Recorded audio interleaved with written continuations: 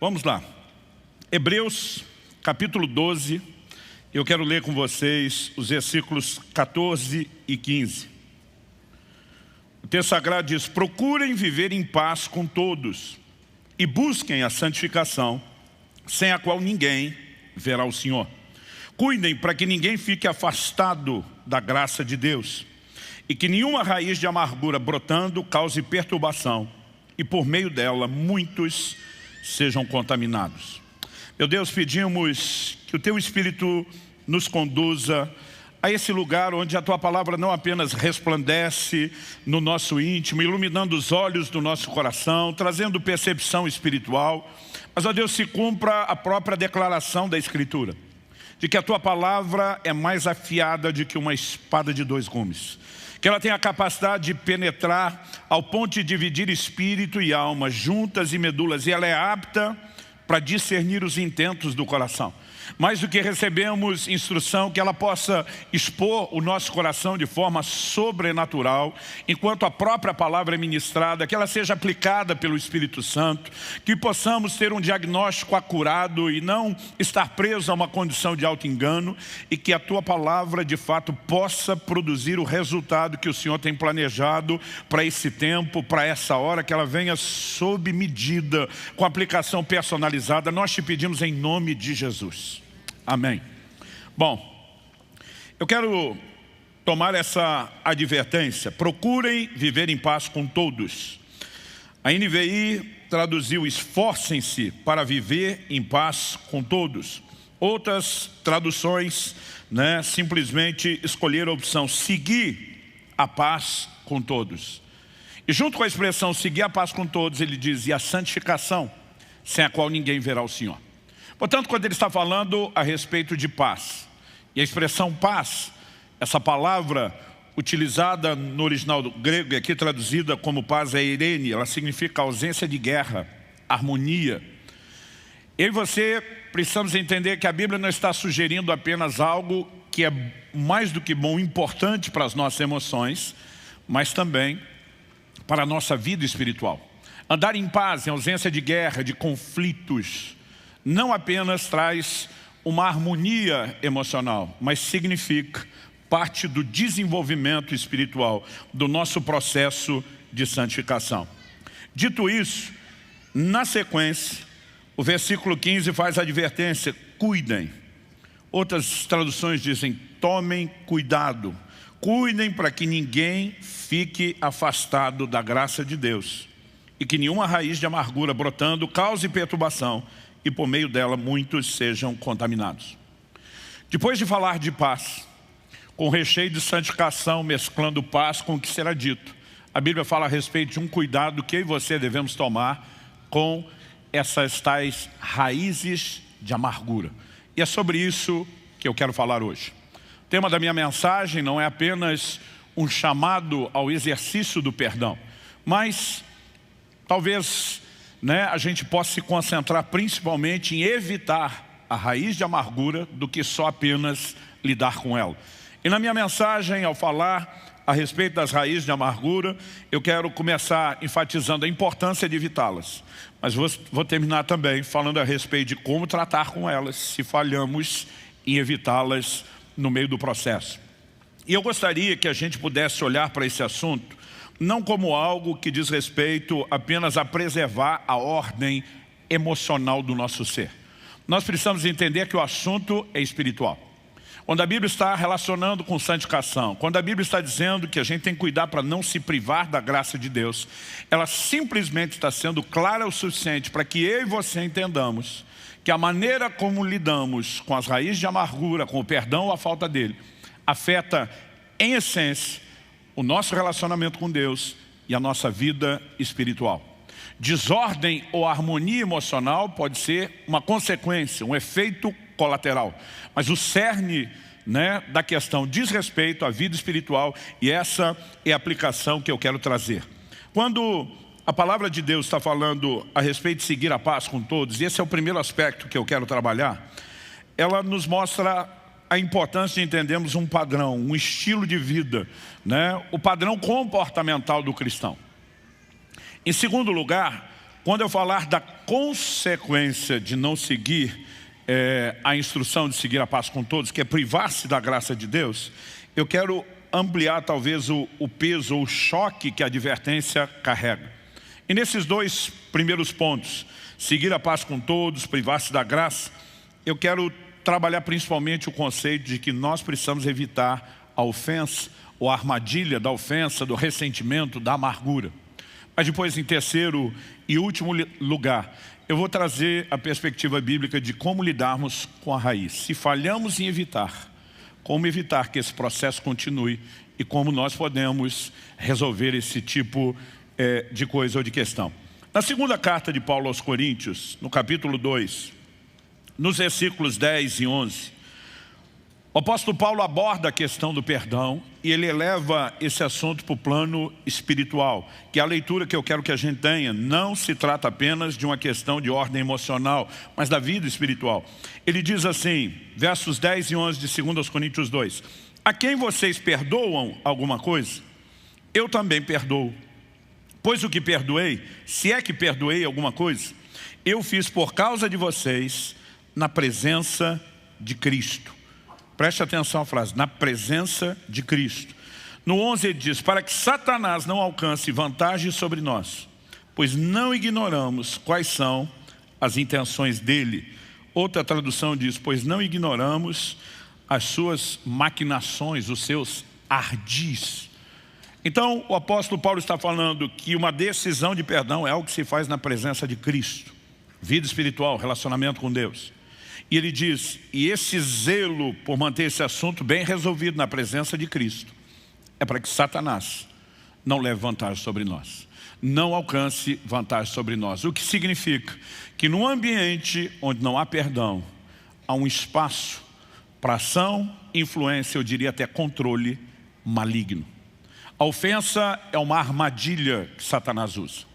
Deus nos criou como seres relacionais. Uma das primeiras declarações que Deus faz sobre o homem, lá no início no Éden, não é bom que o homem esteja só. A sabedoria bíblica aponta com clareza para isso.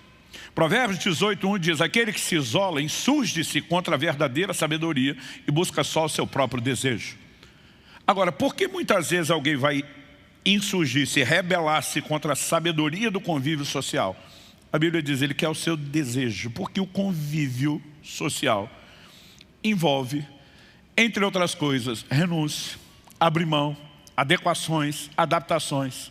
Porque quem dera todo mundo, é o que nossa cabeça equivocadamente pensa, quem dera todo mundo fosse como a gente.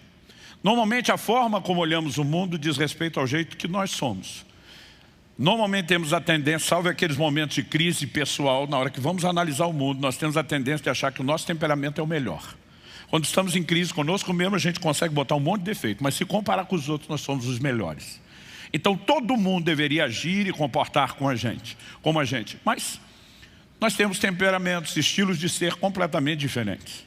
Aliás, eu costumo dizer, e Deus sabiamente distribuiu isso com a harmonia necessária. Um dia eu estava comentando com a minha esposa, eu falei, olha, dizem que a quantidade de coléricos, que é o meu temperamento, é de cerca de 3% apenas da população. Eu falei, por que tão poucos? Minha mulher falou, porque a gente não aguentaria mais de vocês. Então Deus dosou isso. Eu fico imaginando que dependendo a leitura, né, do ponto de vista do lado de cá ou do lado de lá, essa percepção do que é melhor acentua mais ou menos. Mas além dessas diferenças, nós temos o estilo de criação, a maneira como fomos formatados a pensar, a maneira como criamos expectativas e tudo isso combinado traz um potencial extraordinário para conflitos. Deus nunca disse que eu e você não teríamos conflitos. A Bíblia nos instrui a administrá-los e mostra que no meio desse ambiente os aprovados se manifestam. Logo, os reprovados também se destacam. Paulo escreve aos Coríntios e diz, importa que entre vós haja facções, divisões, confusões. Ele diz, a fim de que os aprovados se manifestem. Nós tanto podemos amadurecer nesse tipo de processo, como a nossa maturidade começa a ser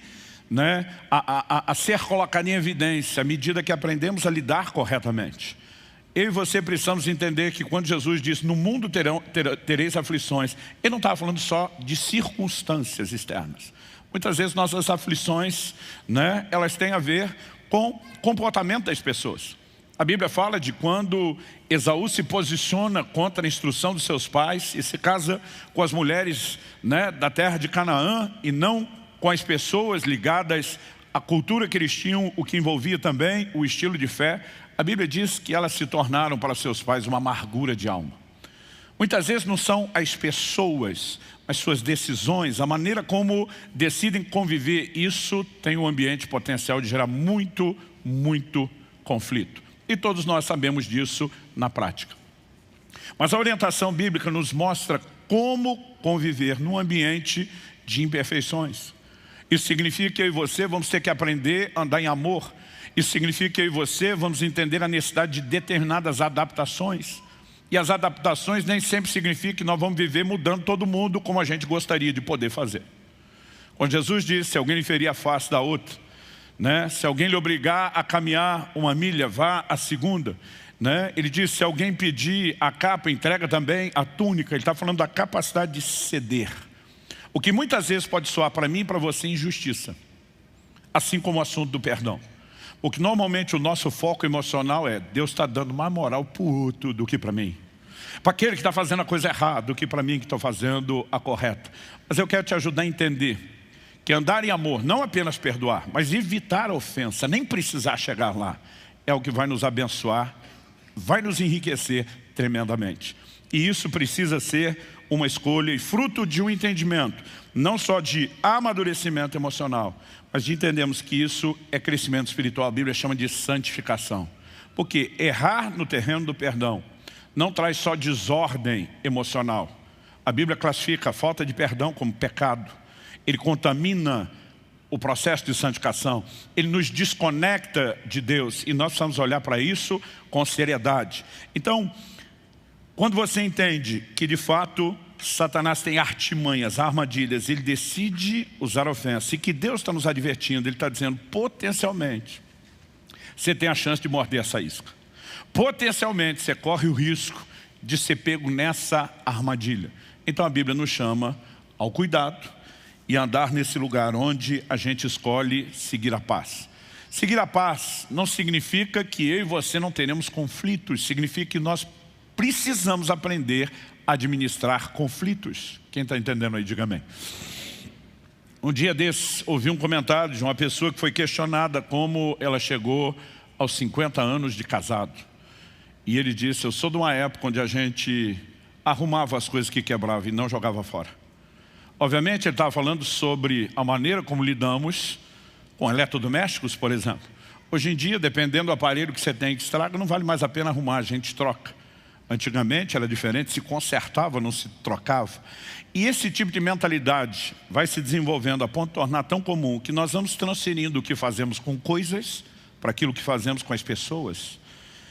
Isso tem trazido muito dano. As pessoas não sabem lidar com conflitos, não sabem administrá-los. Isso se torna um exercício em todas as áreas da vida. Eu costumo dizer, a pessoa tem um problema com o vizinho, ela prefere mudar de casa. Ela tem um problema com o colega do trabalho, ela prefere mudar de emprego. Então essa atitude, eu me mudo em vez de resolver, faz o quê? A pessoa tem problema com alguém da igreja, ela muda de igreja. E o pior, tem um problema com o cônjuge, ele escolhe mudar de cônjuge.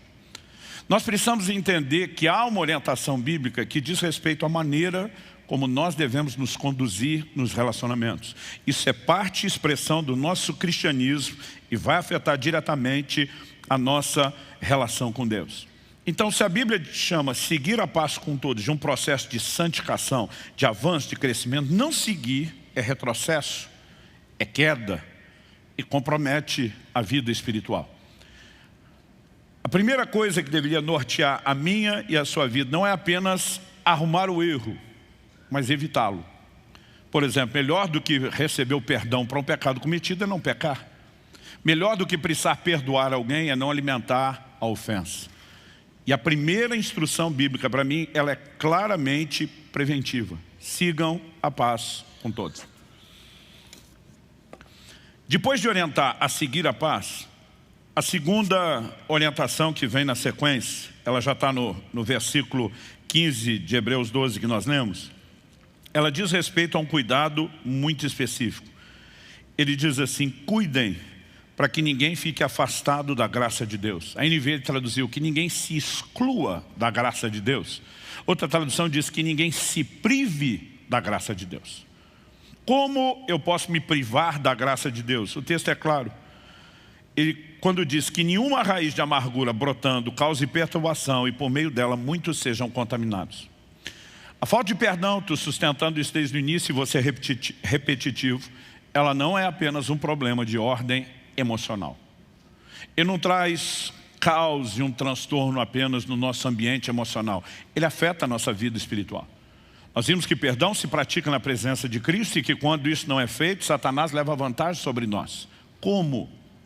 Uma das formas como o diabo consegue ter vantagem é porque o fluxo da graça de Deus. E eu e você precisamos lembrar que a graça determina todo o pacote da salvação, não só o início da conversão. Quando Efésios 2,8 diz, pela graça sois salvos, mediante a fé. Eu e você precisamos entender que tudo o que recebemos de Deus é uma expressão da graça de Deus. Quem está entendendo? Agora, não só a conversão, todo o crescimento, a santificação, as bênçãos, o favor, tudo que Deus fará na minha e na sua vida é uma expressão da graça. Mas a graça não age sozinha. A graça não age de forma unilateral. Se assim fosse, não haveria uma orientação bíblica, que ninguém se prive da graça, que ninguém se exclua da graça, que ninguém se afaste da graça. Se a graça agisse sozinha de forma unilateral, ela nos privaria de si, mas não o contrário.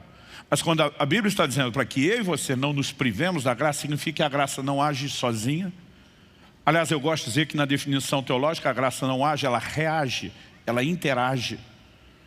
E quando eu e você começamos a entender isso, desde a conversão, Romanos 5,2 diz, pela fé temos acesso a essa graça. Se a graça agisse sozinha, era ela que nos acessava. Quando a Bíblia está dizendo que pela fé nós acessamos, significa que nós temos responsabilidade, nós temos parte no processo. E podemos agir de uma forma errada a ponto de comprometer o fluxo da graça de Deus na nossa vida. Agora, se tudo que provamos de Deus depende da graça, e nós comprometemos o fluxo da graça, o quão danoso, o ressentimento, a amargura, a falta de perdão pode se tornar. O apóstolo Paulo escreve em 2 Coríntios, no capítulo 6 e no versículo 1. Ele diz, nós, na qualidade de cooperadores com Ele, cooperadores de Deus, vos exortamos a que não recebais em vão a graça de Deus.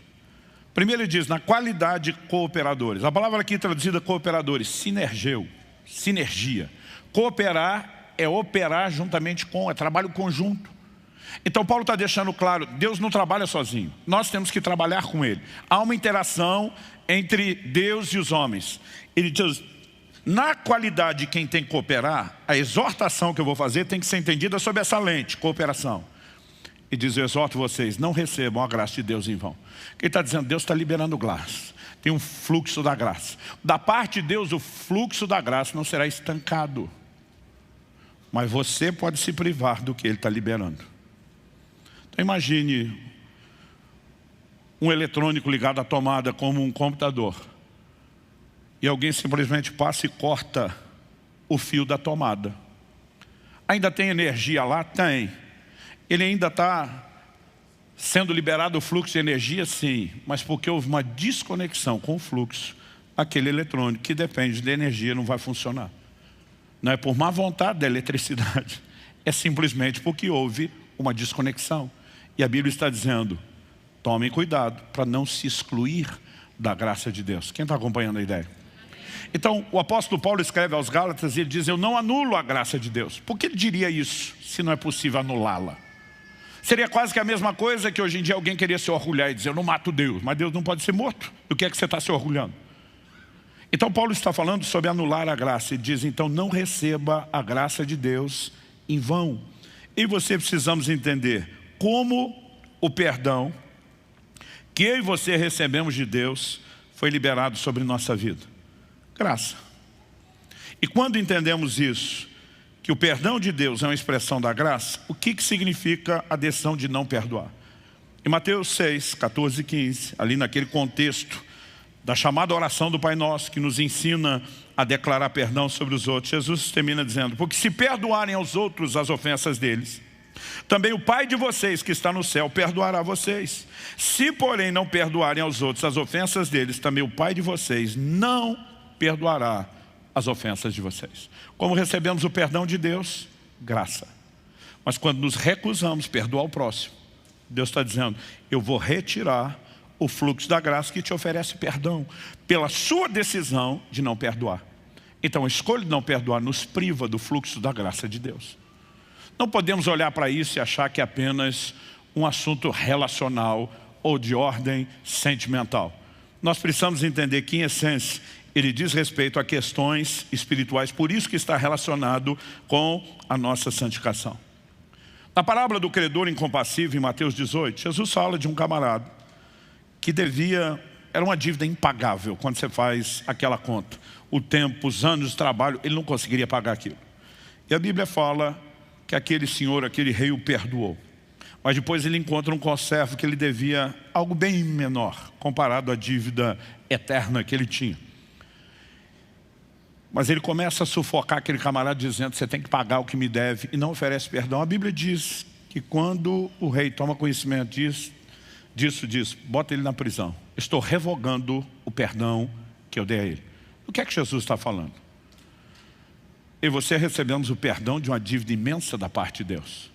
E Deus está dizendo: se você não pode compartilhar com os outros o pouco do que eu te ofereci, eu revogo o que eu te ofereci. Quando você pensa nisso, gente, quando cada um de nós para realmente pensar nisso, a pergunta é: por que eu vou brincar com ofensa ou ressentimento? Nós precisamos entender que quando Deus nos chama a andar em perdão, Ele está pensando no nosso bem. Porque a gente tem essa inclinação, como eu disse no início, de achar que é injusto. Ou só eu que tive essa crise. Muitas vezes dizia para Deus: o camarada foi o que fez, vai ficar por isso mesmo, e eu ainda perdoo. Ele já me machucou e eu deixo para lá, cadê a justiça? Quando a Bíblia diz: amados, não vos vingueis a vós mesmos, Deus não está dizendo: olha, vamos deixar por isso na injustiça. A Bíblia diz: não vos vingueis a vós mesmos, mas dai lugar à ira. Quando eu e você decidimos não vingar, a gente está colocando a situação nas mãos do reto juiz. Não significa que não haverá justiça, significa que ele determinará a justiça. Embora esse juiz é misericordioso, porque quando você é o ofensor, você está esperando que ele tenha misericórdia de você. Quando você é ofendido, você não quer que Deus tenha misericórdia do outro lado. E Deus consegue lidar bem com todas as partes, porque a Bíblia diz que Ele nos ama e não faz acepção de pessoas. Eu fico perguntando para Deus: a gente deve dar um trabalho enorme. O Senhor tem que ser muito Deus para conseguir lidar e equilibrar todas essas coisas juntas. Mas algo que tem que ser certo para mim e para você é que Deus não é injusto.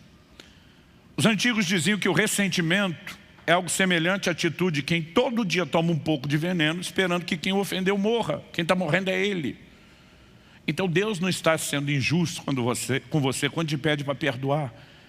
Ele está dizendo: você já foi ferido e eu estou correndo o risco de perder você. Porque você vai se privar da graça de Deus, vai comprometer o processo de santificação, vai interromper o nosso relacionamento e você será o grande prejudicado. Em outras palavras, é como se Deus estivesse tentando gritar para mim e para você: eu estou tentando salvar você e não trolando você. E esse entendimento bíblico precisa estar dentro de nós, porque muitas vezes, já que é uma maneira como o diabo leva vantagem, ele sabe jogar com as emoções. Ele sabe alimentar esse sentimento de injustiça justamente para que a gente não perdoe. E quando eu olho para a Escritura, eu vejo que a falta de perdão, ela é chamada na Bíblia de prisão. Tanto na parábola do credor incompassível, quando ele joga na prisão, e outra, não é só na prisão. E dizia: o entregue aos verdugos. Verdugos são torturadores. Essa prisão não é a prisão literal. Quando você só lê a declaração de Jesus, feita lá em Mateus, no capítulo 5, no versos 23 a 26, eu quero refrescar sua memória com o texto, embora ele seja conhecido. Jesus diz assim: portanto, se você estiver trazendo a sua oferta ao altar, e lá se lembrar que o seu irmão tem alguma coisa contra você. Interessante que aqui não é nem só você ter algo contra o outro. E às vezes lembrar que o outro tem algo contra você. E às vezes a gente tem a mania de dizer: não fiz nada demais, mimimi dele. Mas Deus está falando de uma escolha de andar em paz. onde a gente não apenas oferece perdão a quem nos ofende, mas onde a gente tenta consertar quando percebe que, consciente ou inconsciente, com intenção ou sem intenção, ofendemos. Ele diz, e se lembrar que o irmão tem algo contra você, deixa diante do altar a oferta. Ele diz, não entrega ainda não, põe ela no stand-by. Vá primeiro reconciliar-se com o seu irmão. Resolveu isso? Volte e faça a sua oferta. Algo que eu e você precisamos entender é que nossos relacionamentos, ou a maneira como escolhemos vivê-los, não tem um impacto só na horizontal, a maneira como lidamos com as pessoas, mas eles afetam a vertical, o nosso relacionamento com Deus. É por isso que Pedro diz, maridos, amem as vossas esposas, honrem as vossas esposas, tratem-nas como vaso mais frágil. Ele não está só dando uma dica de um marido sábio, dizendo, meu amigo, se tu quer ter um pouco de paz e harmonia debaixo do teto, um pouquinho mais de alegria, trate bem. E diz assim no final, para que não sejam interrompidas as vossas orações. Então ele está dizendo para os maridos, os cabeças do lar, ele está dizendo, cabeção, se você não tratar direito sua mulher, você não tem um problema só na horizontal, o que já não vai ser bom para você. Você tem um outro na vertical. Suas orações serão interrompidas, porque a forma errada de viver relacionamentos interrompe o relacionamento com Deus. Paulo escreve a Timóteo e diz, eu exorto, pois que os homens orem em todo lugar, levantando mãos santas, sem ira nem contenda. Definição de mãos santas, sem ira nem contenda. Ira e contenda é o quê? Pecado de relacionamento. A menos que você tenha a habilidade de se irar consigo mesmo e só contender consigo. O que normalmente a gente não costuma presenciar. Outro dia eu soube de uma pessoa que ele era tão problemático, mas tão problemático, que morava sozinho e fugiu de casa. Mas salvo esse tipo de exceção, problema de ira e contenda é com os outros, não é com a gente. E a Bíblia está dizendo que isso vai afetar o quê? A vida de oração, o relacionamento com Deus. Quem está entendendo? Quando a Bíblia diz não se prive da graça de Deus, ele está dizendo, tolinho, se você continuar essa ideia de manter a amargura, o ressentimento, o grande prejudicado será você e não apenas nas suas emoções. Bom, verso 25. Entre acordo, de Mateus 5, entre acordo sem demora com o seu adversário, enquanto você está com ele a caminho, para que o adversário não entregue você ao juiz, o juiz entregue você ao oficial de justiça e você seja jogado na prisão. Em verdade, eu lhe digo que você não sairá dali enquanto não pagar o último centavo. Alguns acham que Jesus estava falando só de evitar a prisão natural, por meio de um acordo. Mas quando eu e você olhamos o pacote do ensino de Jesus, inclusive Mateus 18, a parábola do credor incompassível, que diz que vai para a prisão, que vai ter tortura, nós entendemos que a Bíblia está falando em essência de uma prisão espiritual. Quando eu e você nos privamos da graça, saímos da esfera da ação de Deus, entramos num lugar onde Satanás leva vantagem, ele consegue nos prender. E além de prender e amarrar nossa vida, a Bíblia diz que essa prisão tem verdugos, torturadores. Muitas pessoas têm sofrido desnecessariamente porque caíram nessa armadilha. Sofrem no plano espiritual, sofrem no emocional, sofrem no físico. Inúmeras enfermidades se manifestam tendo origem na falta de perdão. Alguns dizem, isso não é patológico. Falei, então que seja espiritual, mas que vai ter verdugo, vai. E eu não quero saber qual a origem, eu quero evitar o problema. E a Bíblia nos pontua um comportamento que pode nos proteger disso. Quem está entendendo, diga amém. Terceiro e último lugar. Depois de entender a importância de seguir a paz com todos e o motivo principal para não se privar da graça de Deus, e esses dois primeiros tópicos nos ajudam a evitar a ofensa, eu quero falar agora a respeito de lidar com a raiz de amargura. Pastor, se eu não evitei, ou até consegui evitar em tantas coisas, mas acabei caindo nessa armadilha, como eu lido com isso? Seguir a paz é nem precisar perdoar, é viver acima da ofensa, é escolher andar em amor. Eu e você podemos viver nesse lugar. Isso é uma escolha e é uma decisão. Agora, não significa que nós damos manutenção a esse comportamento só com recursos humanos, naturais. Romanos 5,5 diz que o amor de Deus é derramado em nossos corações pelo Espírito Santo. Paulo escreve aos Gálatas e diz, o fruto do Espírito é amor. E quando falamos desse tipo de amor, ágape, o amor perfeito do tipo de Deus, ele é paciente, ele não se irrita, ou seja, nós precisamos de um combustível sobrenatural para viver esse nível de tolerância. Se relacionar significa muitas vezes adequar, ceder e não só tentar transformar os outros, para que a gente consiga negar o cerne daquilo que é a expressão da nossa carnalidade, que é o egoísmo, nós precisamos de um combustível sobrenatural.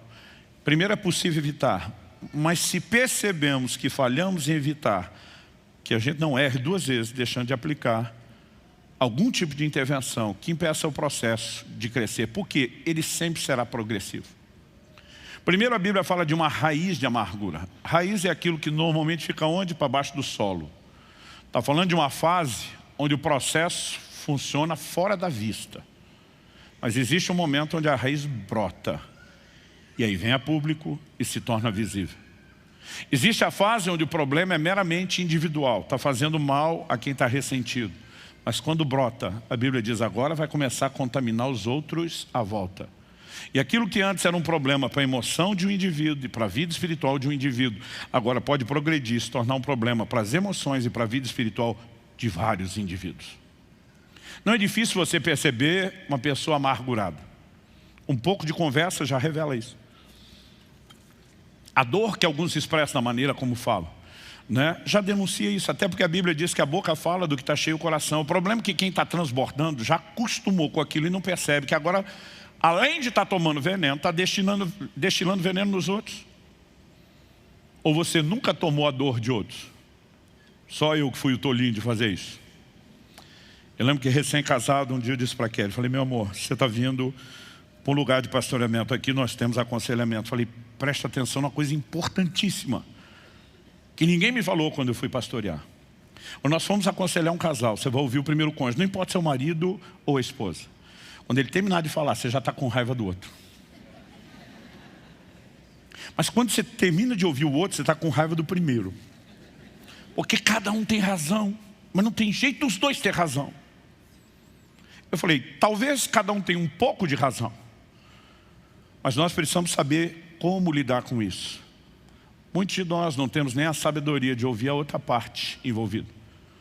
Paulo, em determinado momento, bate o pé e fala sobre a importância de que ninguém seja acusado sem direito de defesa.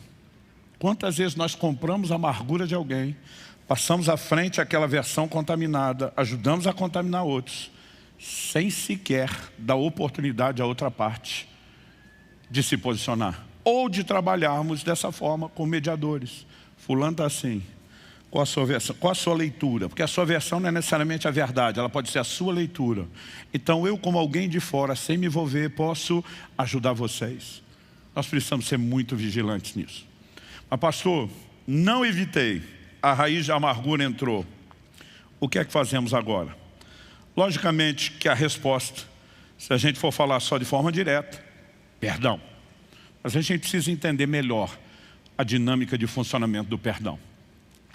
E antes de falar de princípios bíblicos para aplicar o perdão, eu gostaria que a gente entendesse o seguinte: se a Escritura comparou a amargura a uma raiz, que depois brota, tem todo um paralelo do funcionamento das plantas. Considerando isso, eu e você precisamos pensar em outras informações que a Bíblia nos dá a respeito das plantas, que não são meramente informação, né, de ordem botânica, para a gente acumular conhecimento. Mas também tem aplicações espirituais. Um dia eu estava lendo Mateus capítulo 13, a parábola do semeador. E eu percebi que Jesus menciona que uma das sementes caiu em solo rochoso, pedregoso. Na hora de explicar, ele fala de como a semente germina ali, mas a raiz não consegue se aprofundar. Por quê? Tem pouca terra, tem pedra logo. E porque a terra não é profunda, a raiz não consegue, ela fura o solo, mas não fura a pedra. Então ela acaba ficando, na sua maioria, exposta para o lado de fora. Quando a raiz foi desenhada pelo Criador para ficar do lado de dentro, debaixo da terra. Por quê? Lá no escuro, ela sobrevive. Jesus diz que essa que fica na superfície, quando sai o sol, ela seca e ela morre. Quando falamos de uma semente como a palavra de Deus que vai dar bons frutos, nós não queremos que morra. Mas quando estamos falando de uma raiz de amargura, nós queremos é que a miserável morra, porque senão ela vai nos matar. E a Bíblia está dizendo que se a gente tira do escuro de debaixo do solo e traz a luz de Deus, essa raiz pode secar. O problema é que por muito tempo a gente não traz isso à luz. E depois, quando ela ganha força e finalmente brota, ela vai tornar público. Mas agora eu e você estamos na fase em que se tornou público não para abortar o processo. Agora é para contaminar os outros. Nós precisamos ser honestos com sentimentos que a gente não consegue lidar. Não só conosco mesmo e com Deus. Eu acho que em primeiro lugar trazer a luz diante de Deus. Mas a Bíblia fala a respeito da necessidade de que a gente confesse as coisas uns aos outros. E para mim tem sido importante ao longo da caminhada não só dizer para Deus, mas às vezes chamar alguns amigos e dizer: ei, ora comigo. Eu estou sendo carnal, meu coração está assim, está assado. Sei que é errado, você não precisa pregar nada para mim. Só preciso expor. Não estou lidando como deveria. E a Bíblia diz, não só para a gente confessar as culpas uns aos outros. O texto diz, e orai uns pelos outros, para serdes curados. Quantas vezes só de cuspir aquele veneno, de vomitar, colocar aquilo para fora, e dizer agora bota a mão na minha cabeça, ora comigo, me ajuda. Você percebe a realidade do que a Bíblia diz, para serdes curados. Nós podemos secar essa raiz, trazendo ela à luz. E também podemos parar, não só de mantê-la preservada lá no escuro, mas de dar a ela o que ela precisa. O que é que uma raiz precisa? De água. Quando a Bíblia diz lá em Isaías, de uma raiz em terra seca, significa que ela não vai tirar nutrientes para a planta e ela vai morrer. Pastor, o que é regar essa raiz? Quando falamos desse contexto da amargura, para mim, autocomiseração. O que todos nós, em diferentes níveis e graus, temos uma certa expertise. A gente tem a capacidade de lamentar, de lamber nossa própria ferida, né? De simplesmente trabalhar aquilo de tal... E quanto mais eu e você fazemos isso, maior a probabilidade que a raiz não só perdure, mas cresça, desenvolva. Agora, se eu e você decidimos, eu não vou secar isso. Eu não vou ficar com dó de mim mesmo. Eu não vou alimentar meu próprio egoísmo e carnalidade. Eu escolho andar em amor. Nós começamos a secar essa raiz. Quem está entendendo, diga amém. Porque muitas vezes a gente fala do perdão de uma forma tão subjetiva que fica até difícil praticar. É que nem dizer, você tem que crer. Mas muitas vezes a gente não ensina como a fé funciona, como que ela é exercitada, como que ela é aplicada, né? Então, em termos práticos, nós precisamos trazer à luz, porque inevitavelmente, uma hora ou outra, aquilo virá à luz. O problema é que você vem na hora errada, já não te cura e está estragando os outros. A luz da presença de Deus e a luz de pessoas confiáveis, não só emocionalmente, mas espiritualmente saudáveis, que nos ajudem a crescer e a lidar com o processo. E tomar uma escolha. Eu não vou ficar nesse ambiente de autocomiseração, né? Lambendo minha própria ferida com o perdão da expressão e da ilustração. Eu e você precisamos entender, e eu sempre falo isso, que a decepção é proporcional à expectativa. Quanto maior é a nossa expectativa com as pessoas, maior a chance da gente se decepcionar. É por isso que talvez as maiores dores aconteçam no ambiente familiar e das pessoas de relacionamento mais próximo. No Salmo 55, dos versos 12 a 14, o salmista fala algo interessante que me tem feito pensar muito sobre essa dinâmica prática dos relacionamentos. Ele diz assim, porque não é um inimigo que me afronta. Se fosse, eu suportaria. Nem é o que me odeia quem se exalta contra mim, pois dele eu me esconderia. Mas é você, homem, meu igual, meu companheiro, meu íntimo amigo. Juntos nos entretínhamos e íamos com a multidão à casa de Deus. Está dizendo, se fosse inimigo, eu estava alerta. Se fosse quem me odeia, eu me preveniria. Mas você não. Com você eu baixei a guarda. Com você eu estava exposto. Com você eu estava vulnerável. E muitas vezes nesse ambiente de expectativas, e nós falhamos. Nós projetamos no comportamento dos outros um padrão de perfeição que nem nós oferecemos. E de alguma forma a gente insiste nisso. Em vez da gente ter aquela mentalidade, estamos entrando num lugar e num ambiente, em qualquer relacionamento, inclusive no casamento, onde as imperfeições vão aparecer e a gente já espera aquilo para poder lidar com o comportamento esperado, a gente cria uma expectativa completamente diferente. Alguém me perguntou outro dia, pastor, por que essa crise de quando a criança chega à adolescência com os pais? Eu falo, olha, eu não estudei tanto sobre o assunto, mas já vi muita água passar debaixo da ponte. Enquanto os filhos estão na fase de criança, eles olham para nós, os pais, como se a gente tivesse superpoderes. Eu, quando garoto, achava que meu pai tinha superpoderes. Meus filhos achavam o mesmo de mim. Eu tinha a mania de brincar quando paravam no farol e dizer, olha a autoridade do papai. Eu vou contar até 3, quando eu der uma voz de comando, a luz vermelha apaga, a verde acende. E eu contava 1, 2, 3, 3, 2, 1, verde. Quando eu abri o verde, eles, uau! Eu brinquei tanto com aquilo, e um dia eu estava com a cabeça longe, com alguns problemas que tinha que lidar, parei no farol, esqueci, meus filhos ainda pequenos, pai, o que foi? A luz, o senhor não vai falar? Nem deu tempo de contar, verde, já estava em cima do laço. Abriu, eu disse, uau! E eu voltei a pensar nos meus problemas. Um deles perguntou, papai, como é que você consegue? E eu, distraído com aquilo, simplesmente disse, papai fica olhando a luz do outro farol. Quando aquela apaga, a de cá vai acender e a hora que eu vi, eu tinha entregado o ouro. Só que mesmo entregando o ouro, eu nunca imaginei que eles levaram aquele negócio tão a sério. Eu lembro a cara de decepção deles. Gente, vocês não têm noção. Um deles me perguntou, quer dizer que o senhor não tem superpoder? Eu falei, não. E a gente esquece de como a coisa já foi. Eu brinco até hoje, quando era garoto, meu irmão mais velho, que era meu herói, me trollou. A gente estava cantando na igreja um hino antigo que dizia chuva de bênçãos. Nós temos chuva de bênçãos do céu. Eu, como criança, olhei para ele e falei, o que é chuva de bênção?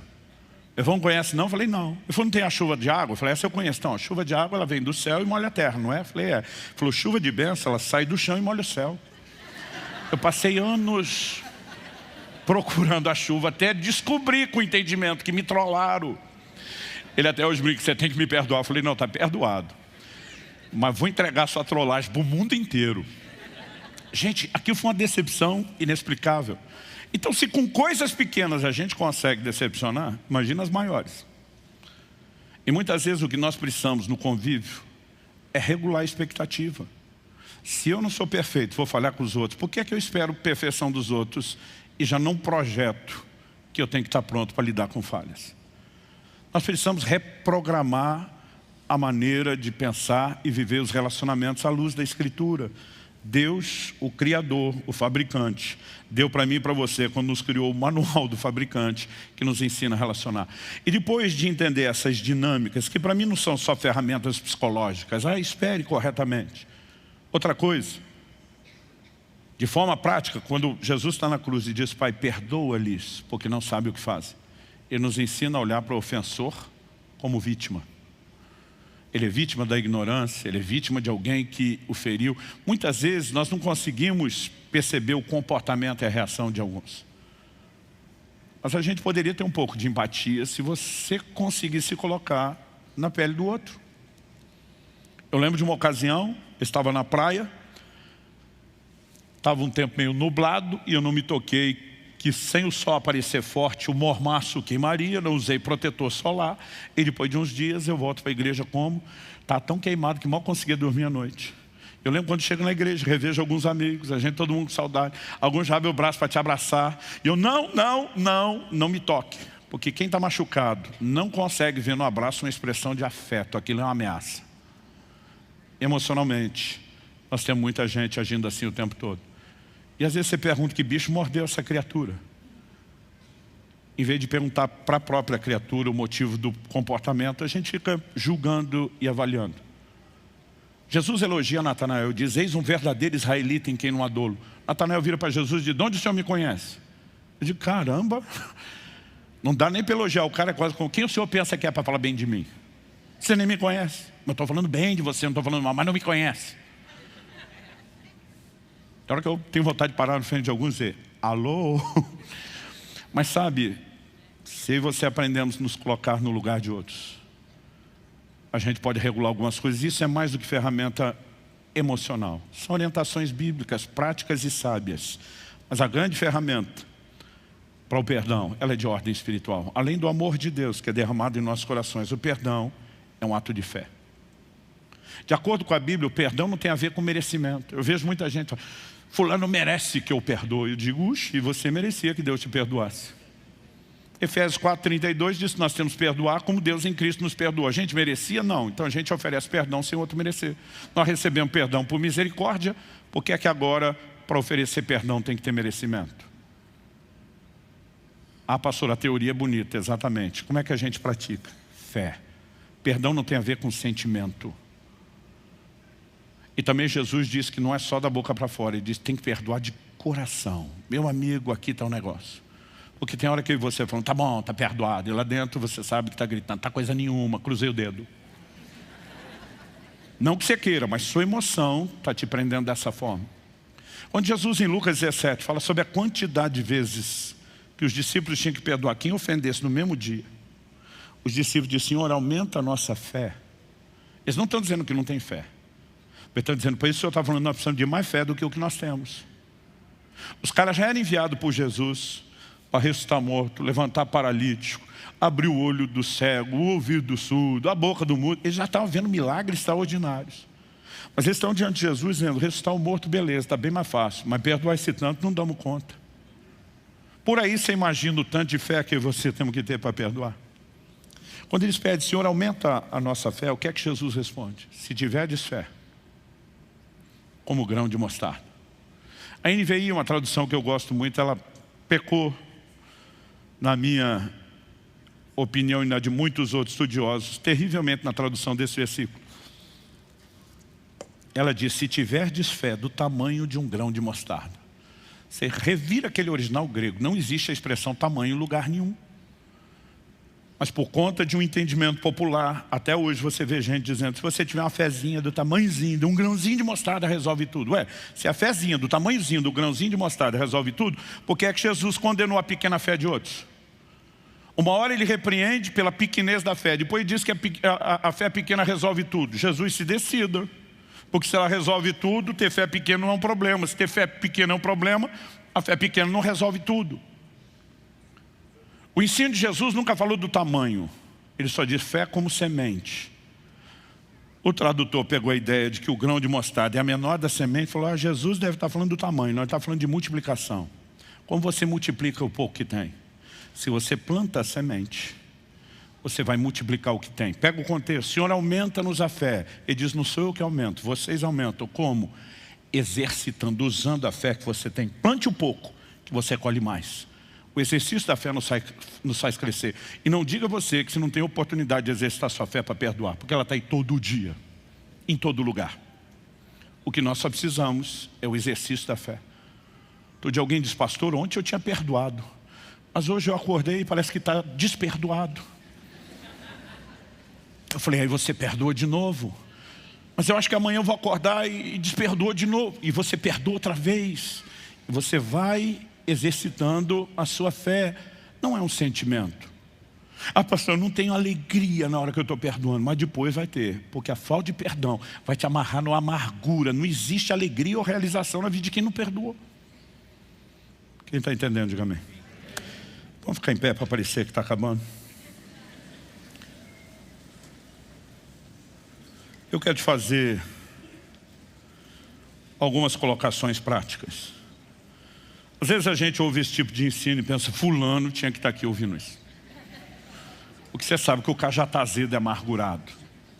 Mas antes de chegar nesse ponto, de para quem está precisando exercitar o perdão, nós temos orientação prática para evitar a raiz de amargura. Então, se o seu coração estiver bom, há um tempo atrás minha esposa, ela achou engraçado, gostou da expressão que alguém usou quando disse, estou com o coração peludo. E ela começou a usar isso e lá em casa a gente passou a usar essa frase. Mas mesmo você que não está com o coração peludo, que a coisa não está tão bagunçada ou complicada lá de dentro, você precisa entender a advertência. Eu escolho seguir a paz. Isso não significa que nós não podemos divergir de opiniões, que nós não podemos confrontar e repreender pessoas. Mas a gente escolhe fazer essas coisas num gesto de amor. Então tem gente que repreende, é mais como um ataque, não é a tentativa de recuperar o irmão. Jesus disse, se o teu irmão pecar contra ti, vai lá e repreende ele. O que é repreender? É dar presta atenção. E disse, se ele te ouvir, você ganhou o seu irmão. Então qual é o propósito da repreensão? É ganhar, não é espanar. Agora, alguns de nós já repreende para arrebentar o processo de vez. Você me bateu, eu te bato de volta, cada um para o seu canto. Isso não é a repreensão, isso é a fomentação da divisão. A repreensão é dizer, ei, talvez você não percebeu, mas você errou. Ou pelo menos minha leitura de que você errou é essa por causa disso, disso, disso. Na minha humilde opinião e no meu amor por você para preservar o relacionamento, nós precisamos arrumar isso. Agora Jesus diz, não ouviu você, desiste dele, não, volta com testemunhas. Porque você tem gente neutra. Pode ser que ele não está te ouvindo porque você também esteja emocionalmente afetado. Não ouviu as testemunhas, leva para a igreja. Mas se ouviu, ganhou, seu irmão. Sempre a ideia é ganhar, ganhar, ganhar. Não é desistir, não é estragar. Que Deus nos ajude a seguir a paz e a evitar. Mas se escorregamos e acabamos caindo nessa armadilha, que Deus nos ajude a escapar dela. Porque permanecer dela não traz só dano relacional, emocional. Pior de tudo, compromete a santificação. Nos priva do fluxo da graça. Dá a Satanás vantagem sobre nós. Eu tenho visto muita gente que quando entrou num lugar de perdão, e a maioria não faz isso porque acordou um dia dizendo, que vontade de perdoar que me deu hoje. Mas porque ela escolhe vencer a emoção por uma decisão e um ato de fé. Eu tenho visto gente ser curada não só nas suas emoções, no seu corpo. Pastor, toda enfermidade é uma desordem emocional da falta do perdão. Nem sempre. Pode ser que seja uma influência espiritual dos verdugos que levaram vantagem sobre você, mas não importa como entrou. O importante é que essa consequência saia.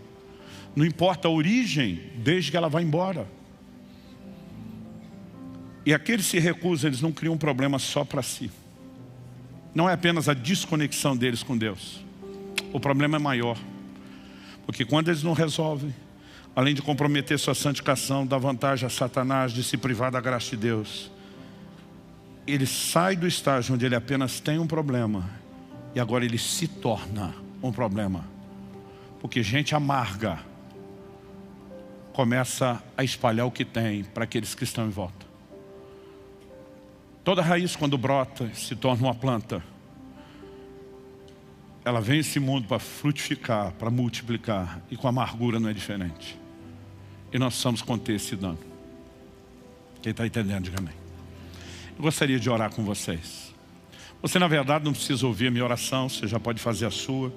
Talvez você possa dizer, Senhor, eu quero que esse alerta fique não só na minha mente, mas entre de tal forma no meu coração que eu consiga discernir situações onde a armadilha da ofensa está na minha frente, evitar cair nela. Me ajude a guardar o meu coração. Talvez você diga, pastor, essa palavra hoje para mim é mais do que um alerta. A prevenção para não ter um problema. É Deus me oferecendo a chance de interromper o andamento progressivo desse problema. Eu já estou com uma raiz de amargura no meu coração. E nós podemos trazê-la à luz, primeiro a presença de Deus, e quem sabe talvez você ainda entenda e Deus te direcione a expor isso para alguém maduro espiritualmente, que também te ajude no processo. Talvez você diga, pastor, eu já estou no último estágio. Eu estou envenenado e envenenando os outros. Eu virei um veneno ambulante. Ainda assim, a situação pode ser mudada. Qualquer que seja o lugar onde você esteja, a instrução bíblica é eficaz, é importante. Se não há raiz de amargura, ela é preventiva. Se há, Deus está oferecendo uma forma de você escapar. Talvez Ele esteja te orientando para ajudar pessoas que também vão precisar da sua ajuda. Qualquer que seja a dinâmica de aplicação, eu gostaria que você orasse por isso. Fala com Deus do seu jeito, da sua maneira, com as suas palavras. Eu quero orar por você, mas nem preciso ficar ouvindo a minha oração. Vá fazendo a sua. E o importante nessa hora não é que você ore bonito. É que você ore de forma honesta, sincera. Você rasgue o coração com Deus, não porque Ele não sabe, Ele sabe tudo. Mas é porque essa honestidade, essa capacidade de expor o que está dentro de você, vai também te expor a uma ação e uma intervenção dEle. Espírito Santo, vem sobre nós. A Tua palavra é apta para discernir intentos do coração, e eu oro que qualquer amargura que tem permanecido oculta e escondida aos nossos olhos, seja trazida à luz pelo Senhor. Seja exposta pela ação da Tua palavra e aplicação do Teu Espírito Santo, mas não meramente exposta. Que seja exposta hoje para ser exterminada, arrancada. Nós não queremos apenas uma qualidade de vida emocional e relacional melhor no nível horizontal. Nós queremos isso contigo, Senhor. Não queremos ser roubados absolutamente em nada no nosso relacionamento com o Senhor ou com o fluxo da graça de Deus. E nós clamamos, uma vez que o fruto do Espírito é o amor e que o amor de Deus é derramado em nossos corações pelo Espírito Santo, nós clamamos, se é que podemos colocar um rótulo como esse, nós oramos por um batismo de amor, por uma liberação sobrenatural, por esses recursos do céu. Que o perdão não seja fruto de esforço ou um ato emocional, mas que ele possa ser um posicionamento de fé que nos leve a acessar os seus recursos. Não apenas o perdão, a escolha de seguir a paz com todos. Ajuda-nos. Nós clamamos em nome de Jesus. Em nome de Jesus. E para a glória do teu nome mesmo.